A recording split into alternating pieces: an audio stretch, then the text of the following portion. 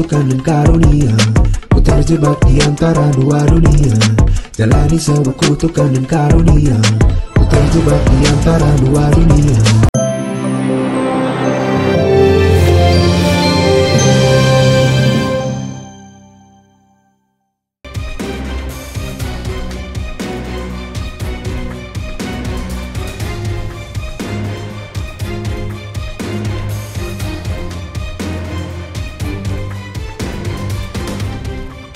Pemirsa, 2 tahun mengenyam kebahagiaan bersama dengan Haji Muhammad, mendadak Meggy Wulandari mengabarkan perpisahan.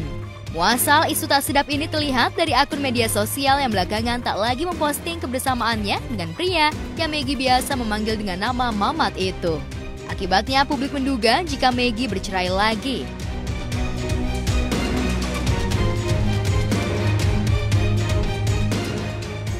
Postingan terbaru foto lilin menyala dalam kegelapan di akun Meggy seolah menggambarkan kegalauannya. Bismillah, akan selalu ada cahaya di dalam gelap. Saat kita serahkan segalanya hanya kepada Allah, pertolongan Allah selalu ada.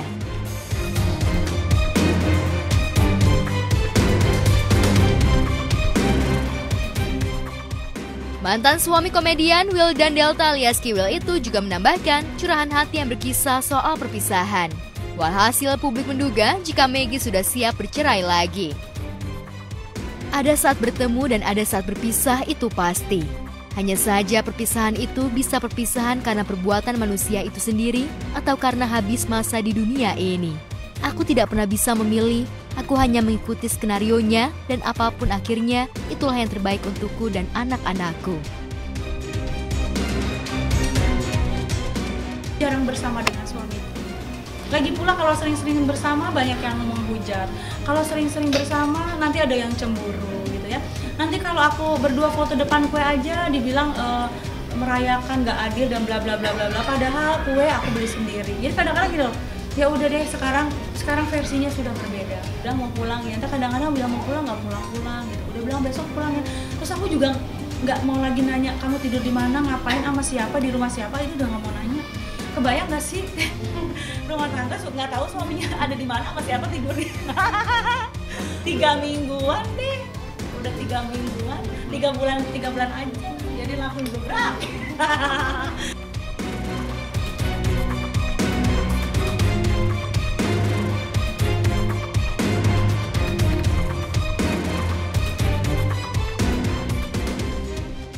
Jika Meggy benar-benar bercerai, tentu ini akan menjadi perceraian kedua dalam perjalanan cintanya. Sekaligus menjadi perpisahan tercepat dalam catatan asmara Meggy Wulandari. Bagaimana tidak, kata cerai sudah bukan hal yang aneh bagi Meggy ketika ia masih menjadi istri kedua Kiwil. Bahkan ribut besar hingga siap bercerai sudah terucap sejak Meggy dan Kiwil memiliki anak pertama. Walau pada akhirnya keduanya baikan lagi. Puncaknya, Meggy Kiwil ribut besar hingga membuat heboh publik. Sehingga pada tahun 2020, Meggy yang sudah memantapkan hati akhirnya benar-benar resmi bercerai.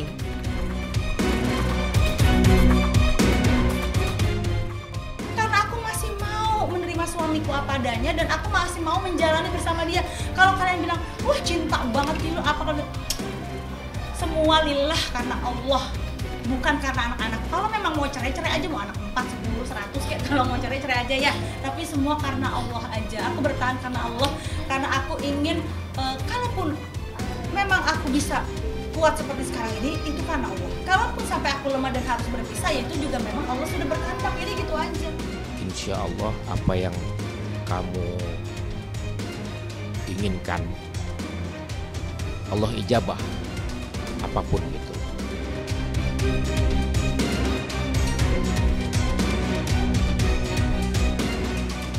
Usai bercerai dengan Kiwil, Meggy sempat mengumbar bahagia menemukan lelaki yang siap menikahinya. Karena saya, bukan dia ya, saya yang meminta.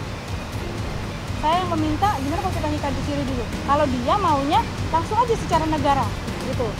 Terus saya bilang nikah sini aja dulu, ya kan? Karena saya nggak mau nanti ada yang melihat, jadi fitnah. Walaupun saya pergi sama kakak saya ya, kalau pas lagi mungkin kita mau makan di mall atau apa gitu, tapi kan saya wanita muslimah gitu, jadi lebih baik ya kita langsungkan dulu sambil nunggu, kan akte cerai mah sudah ada gitu loh. Kalau akte cerai kan artinya sudah turun kan, tapi kan kita harus ada idah yang 3 bulan 10 hari itu. Tapi kan aku sebelumnya sudah tidak ada hubungan sama Mas Kilio sudah lama. Gimana ya, itulah pilihan ya. Kalau suami saya mampu untuk memberikan segalanya, artinya memberikan nafkah lahir batin yang baik gitu untuk saya, kenapa saya nggak patuh kepada dia gitu. Walaupun bagaimanapun juga pekerjaan yang aku ambil itu atas persetujuan. Sekarang saya ada di Bali. Nah, sekarang aku mau ngasih tahu siapa suami aku supaya tidak terjadi fitnah lagi, tidak terjadi praduga tertentu. Hai sayang, tuh kan udah kelihatan kan tuh. Poin yang lebihnya pertama dia adalah seorang duda. Yang kedua adalah dia laki-laki yang tidak gampang sama perempuan.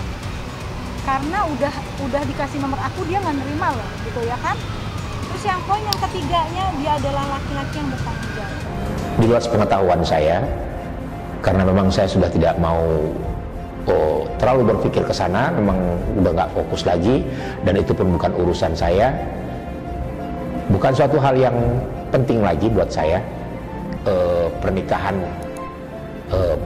Maggie Wulandari saya tidak tahu, namun setelah kejadian itu baru saya tahu selesai, dan itu pun bagi saya sudah tidak penting, sudah selesai, dan bagi saya cuma bisa mengucapkan ya selamat buat Maggie, sudah selesai. Jadi nggak ada lagi permasalahan-permasalahan. Adapun masalah tanggung jawab terhadap anak, tetap saya akan bertanggung jawab. Sayangnya kebahagiaan itu hanya bertahan 2 tahunan, sebab kini kabar keretakan rumah tangga Maggie dan Haji Muhammad kembali mengejutkan. Padahal setahun menikah, Maggie sempat mengumumkan benih cintanya dengan pengusaha sekaligus politisi itu tumbuh dalam rahimnya. Saya butuh kasih sayang, karena saya butuh sosok seperti suami saya yang sekarang. Saya merasakan ini saya bisa punya rumah tangga normal di yang sekarang. Jadi aku sekarang lebih merasa aku seorang wanita, aku seorang istri, dan kelak jadi ibu dari anak-anaknya, yang artinya sekarang aku udah jadi ibu ya dari anak-anaknya, artinya yang sangat dihargai. Aku sama dia tuh berkomunikasi dengan baik banget, sangat baik komunikasi, dan orangnya tuh fleksibel, nggak ribet gitu deh. Dan satu lagi dia pemalu. Lantas apa sebab Maggie Haji Muhammad berpisah?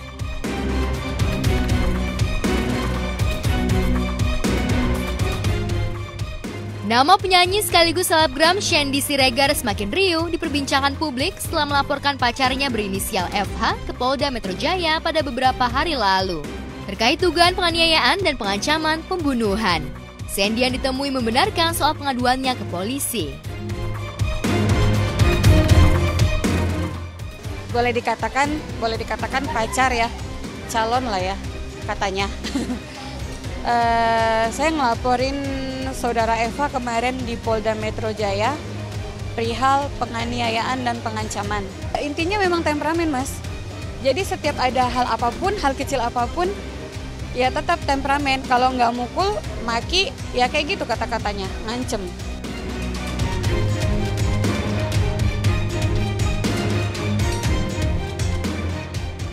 Shandy bertekad melaporkan ke pihak berwajib setelah ia merasa tidak nyaman sekaligus merasa takut terhadap aksi yang sempat dilakukan oleh FH atas dirinya. Selain itu, Shandy menambahkan alasan lain dalam mengisahkan kronologi kejadiannya. Di hari Sabtu, persisnya jam 12.20 malam, udah masuk ke tanggal 2. Saya datang ke apartemennya saudara tersebut, baik-baik, tapi saya ditodong. Memang basically-nya memang dia temperamen, gak ada masalah aja ribut. Udah beberapa kali nyekek saya. Mulai aneh itu sebulan terakhir, karena saya jalan tinggal bersama-sama beliau itu sekitar masuk 4 bulan deh. Mulai kelihatan aneh itu sekitar sebulan terakhir ini. Udah mulai berani nyekek saya, terus berkata kasar. Itu sempat nyekek saya beberapa kali, dan itu mengakibatkan saya sampai mau nelan air liur aja, diam aja sakit. Sampai saya ke psikiater endingnya. Dia sempat memegang gelas juga, mengancam ingin memecahin kepala saya. Harapan saya semoga segera diproses oleh pihak yang berwajib. Ya balik lagi yang seperti tadi saya sampaikan, semoga hukum di Indonesia ini ditegakkan seadil-adilnya.